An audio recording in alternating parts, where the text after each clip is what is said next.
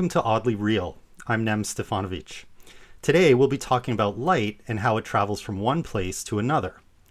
Most people would agree that light tends to travel in a straight line along the path of the shortest distance. However, most people would be wrong. Would you be surprised to hear that light travels in all kinds of strange and unusual paths entirely on its own? Would you also be surprised to hear that light can, in some sense, detect possible paths to travel? We'll start out with a simple but surprising explanation for the behavior of light that will ultimately lead us to light's true nature, which is odd and quite unintuitive. When I talk about light, I really mean any kind of electromagnetic radiation, such as visible light, radio waves, X-rays, and so on. For simplicity, I won't make the distinction, but I'll just say light. Now consider light traveling unabated through space. It travels at a constant speed, the speed of light, or approximately 300,000 kilometers per second. Light is also able to travel through certain substances such as glass or water. But when it does so, its speed is changed. For example, light traveling through water only travels at 75% of the speed of light. Light traveling through glass does so at about 2/3 of the speed of light. This is actually surprising, so let me explain. One way to describe light is that it's made up of oscillating waves of electric and magnetic fields. When light moves through a substance, like water or glass, the electric field part of the wave exerts a force on the electrons in the atoms of the substance. This force causes the electrons to move, which in turn makes them produce their own radiating electric fields. The light wave and the electric fields radiating from the atoms combine to produce a new field in the substance that is no longer the original light wave. This new resultant field is what appears as the slower light wave while in the substance. When the light wave propagates out of the medium, it is no longer surrounded by the radiating electrons, so only the original light wave is present again, and it continues to move along its regular speed of light. You can imagine light traveling through air and encountering a substance like the surface of water. Light travels faster through air, but slower in water. With that said, let's look at an analogy to try to understand how light would behave when encountering different substances. In this example, you're at the beach with a friend, but the friend has gone for a swim in the ocean. In order to meet up with your friend, you want to pick a path that would lead you to the friend as quickly as possible. You think about heading straight down to the water and swimming over, but then you realize that you're much faster at running across the land than you are at swimming. So it would make more sense for you to try to make some distance on land before delving out into the water. However, if you spend too much time on the land, you would overshoot the best point to enter the water, and that wouldn't be efficient either. The best place to enter the water to get to your friend would be somewhere in between, and that would be the fastest time. Interestingly enough, light behaves in that same way. In fact, when light is traveling between 2 points across different mediums, it does not travel in a straight line, which would be the shortest distance. Instead, light opts to travel in the shortest time. So much like the analogy of the swimmers, we can assume instead that the beach is just the air, and the water can be a transparent medium like, well, water. The light reaching the detector in the water would be emanating from the light source, while taking an angled trajectory at the surface of the water. But here's where things get even weirder. We've been talking about light traveling along a path of least time.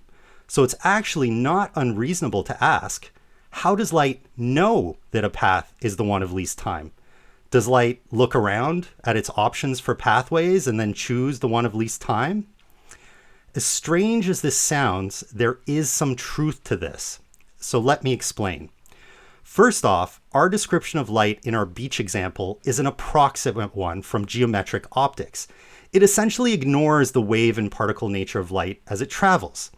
However, in order to understand in more detail how light truly behaves, we have to rely on a more realistic model from quantum physics.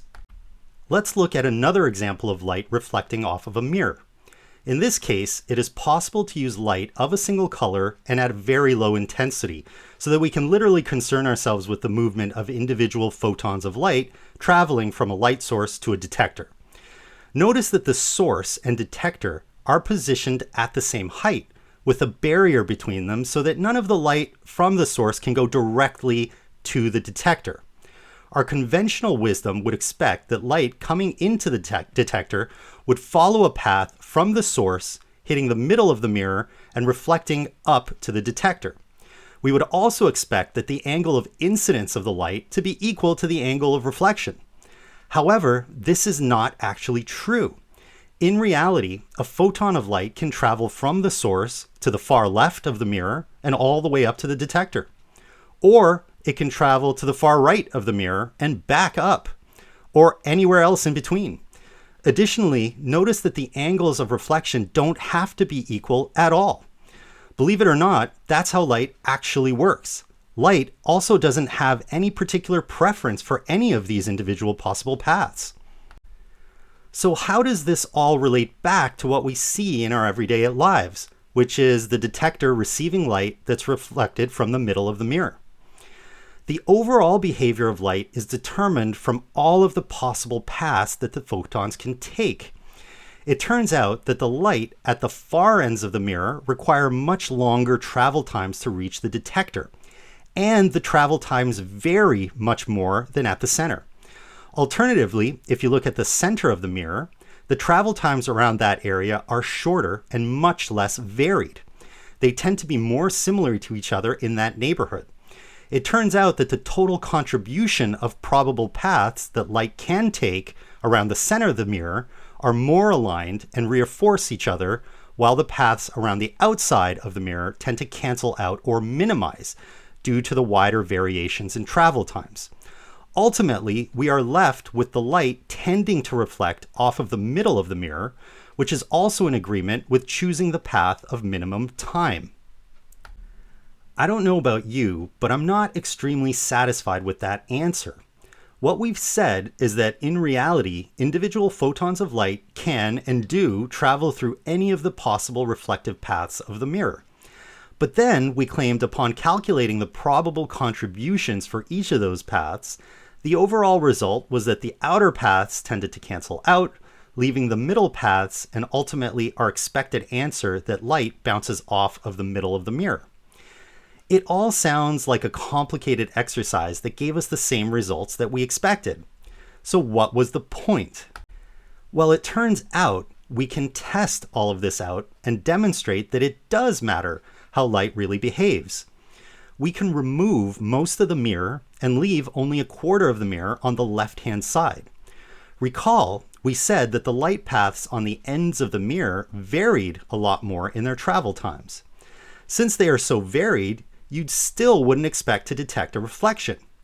However, we can take one more step to cleverly remove a few more segments from that mirror, targeting specific pieces to ensure that the light that was being reflected was helping to reinforce other reflected light paths. And indeed, this can be done, and you can show that light will begin to reflect from this mirror. This is already a pretty surprising result.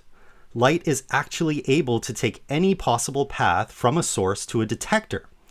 Yet, on a larger scale, we tend to see light behave much more simply, because only a subset of paths close to the path of least time tend to be aligned and reinforce each other. There's still another really odd situation that should be discussed. It turns out, light also does not travel in a strictly straight path. Imagine a very simple scenario, where there is a light source and a detector separated from each other. The expectation would be that light, which is registered by the detector, would have traveled in a straight line from the source. However, we now know that light can take any possible path to get from the source to the detector, and that even includes strange curved paths. However, the curved paths will also tend to take longer to reach their destination, and they also tend to vary more in their duration as compared to the paths close to the straight line paths.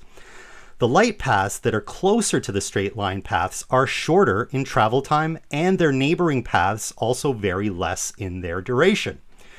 Overall, we get the expected behavior that we see light tending to travel in a straight line, even though in reality, light doesn't completely travel in a straight line. There is also an interesting test for this as well. We can add a barrier with a hole in it, and we can add another photodetector off to the side, not directly in the straight line path. If the hole is large enough, there are many neighboring paths to both detector 1 and 2. The paths to detector 1 are minimal in time and are similar to each other, and so they add up to contribute to the likelihood that light will take those paths to reach it. The paths to detector 2 take more time and vary more in time between each other, so they tend to be reduced in likelihood. In testing, detector 1 receives light while detector 2 doesn't. However, constrict the size of the hole and detector 2 starts to receive light almost as much as detector 1. In this case, only a small amount of light can now get through the hole, but the possible paths it can take to detector 2 are so limited that even the few paths available now take a more similar amount of time relative to each other and hence reinforce to make it to the detector. I want to finish off by adding one more really odd observation about how light travels. We shouldn't be surprised now that light can and does take any available path when it travels. But did you also know that light can travel a little slower than the speed of light to reach its destination? Or even faster than the speed of light to reach its destination? It's true. There's a chance that either of these situations can also occur when light travels. However, we don't generally perceive these effects, since over longer distances, these effects also tend to cancel out. Yet when analyzing interactions between light and electrons, which happen on very short distances and timescales, these cases are actually important and have to be added into the calculations to get accurate results. I hope you found this episode interesting. Remember, oddly real, really interesting.